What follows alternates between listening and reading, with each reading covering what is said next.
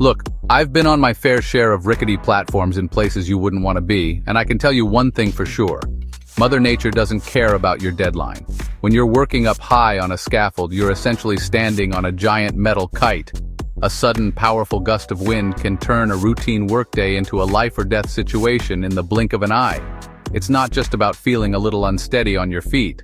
We're talking about a force that can push, pull, and rattle the very structure you're trusting with your life, making every tool, every plank, and every movement a potential hazard you hadn't planned for.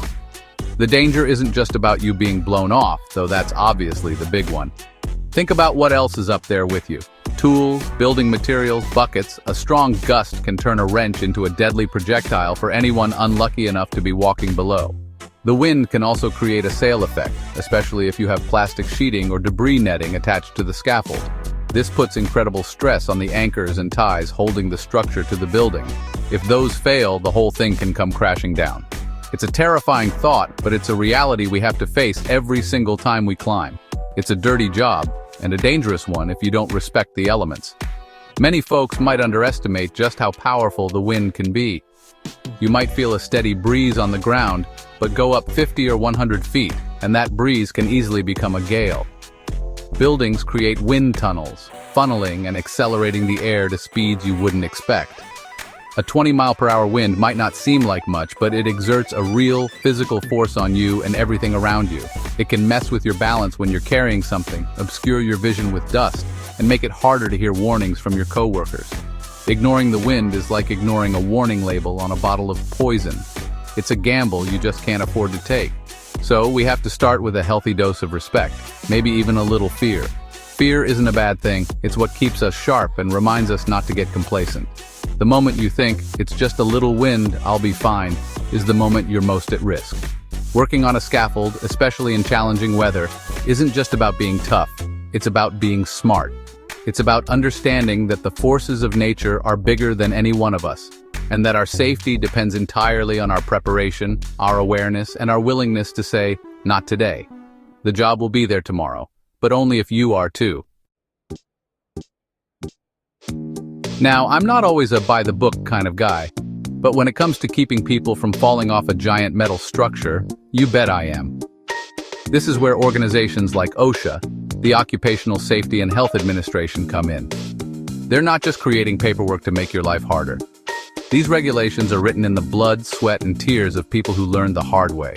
They provide a baseline, a minimum standard for safety that every single job site must follow.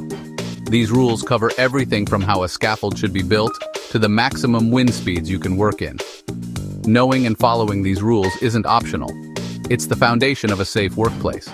Before anyone even thinks about stepping onto that first rung, a job hazard analysis, or JHA, needs to be done. This sounds complicated, but it's really just common sense on paper. You and your team get together and think through the job, step by step. What are the potential dangers? Well, today, the big one is wind.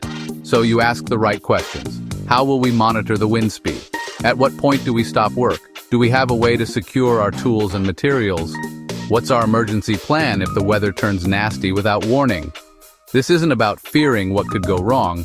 It's about making a solid plan so it doesn't. This planning then leads directly to worker training. You can have all the rules and plans in the world, but if the men and women doing the work don't know them, they're useless. Proper training is absolutely critical. Every worker needs to be trained on how to work safely on scaffolds, what the specific risks of wind are, and how to use their safety equipment correctly. This isn't a one-and-done deal either. Regular refresher courses and safety talks are essential to keep these life-saving practices fresh in everyone's mind. Complacency is the enemy on any job site, and constant training is the best weapon we have to fight it. Think of these regulations and plans as your safety net before you even have to use the physical one. They are the collective wisdom of the industry, designed to prevent accidents before they happen. When your supervisor insists on going over the JHA or holds a meeting to discuss OSHA wind regulations, they're not trying to waste your time. They are actively trying to make sure every single person on that crew gets to go home to their family at the end of the day. Embracing these procedures isn't a sign of weakness. It's a sign of a true professional who understands the risks and respects the job. Let's talk about the hardware. A scaffold is only as good as its design and the parts that hold it together. When you know wind is going to be a factor, the scaffold itself needs to be ready for a fight. This means making sure it's properly tied and anchored to the building at the right intervals. It's these ties that stop the whole structure from pulling away or collapsing under pressure. Some scaffolds can even be fitted with screening or netting that's designed to let most of the wind pass through, reducing that dangerous sail effect we talked about earlier.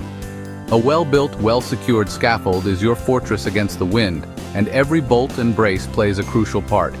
Of course, the best designed scaffold in the world is no match for a hurricane, which is why you have to be a bit of a weatherman.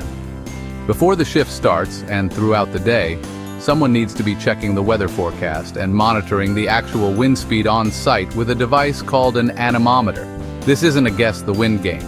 Most safety rules state a clear wind speed limit, often around 20 or 30 miles per hour, beyond which all work on the scaffold must stop. When the wind picks up and starts hitting that number, it's time to secure everything and get down. No exceptions, no, just one more thing. The weather gets the final say. Now for the gear that's attached to you.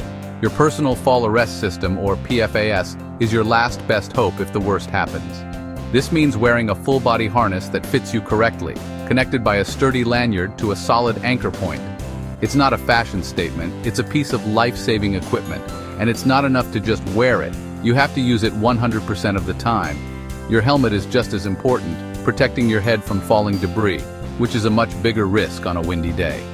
This gear only works if it's in good condition and used correctly, so inspecting it before every single use is a non-negotiable part of the job.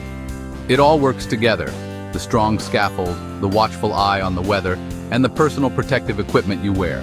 Each one is a layer of protection. The scaffold is designed to stay put. The weather monitoring tells you when the conditions are too dangerous to even try, and your harness is there to catch you if the first two layers fail for some unforeseen reason. Missing any one of these pieces is like taking a link out of a chain. The whole system becomes weak and unreliable. True safety is about making sure every single link is strong every single time. At the end of the day, safety isn't just about rules and equipment, it's about people. It's about the culture you build on the job site. This is where things like daily toolbox talks come in. These short, informal meetings aren't for show. They are the perfect time for the crew to talk about the day's specific hazards, like the wind forecast. It's a chance for the most experienced person to share a tip, or for the newest person to ask a question they might otherwise be too nervous to ask. It gets everyone on the same page and puts safety at the front of their minds before the work even begins. Clear, open communication is key. This idea of teamwork extends throughout the entire day. On a scaffold, especially a windy one, you are your brother's keeper. You have to be constantly aware not just of your own situation, but of your co-workers as well. Did you see a tool left near the edge?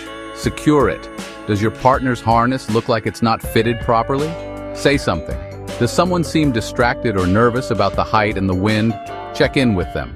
A safe crew is a crew that communicates, a crew that isn't afraid to speak up if they see something that isn't right. Silence can be deadly in our line of work. This shared responsibility is the heart of a true safety culture. It's an understanding that my safety depends on you, and your safety depends on me. It means nobody takes shortcuts because a shortcut could endanger the whole team. It means everyone, from the greenest apprentice to the most seasoned foreman, has the power and the duty to stop the job if they feel it's unsafe. This isn't about challenging authority, it's about exercising a shared responsibility for everyone's well-being. It takes courage to be the one to say, hold on, let's rethink this, but it's a courage that every safe job site depends on.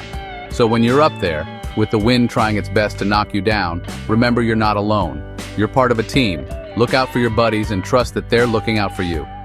Follow the rules, use your gear, respect the weather, and never be afraid to speak up. The job is dirty and it can be dangerous. But by working together and taking safety seriously, we can make sure that at the end of a long, hard day, every single one of us gets to climb back down, pack up our tools, and go home safe and sound. That's the only way to truly get the job done right.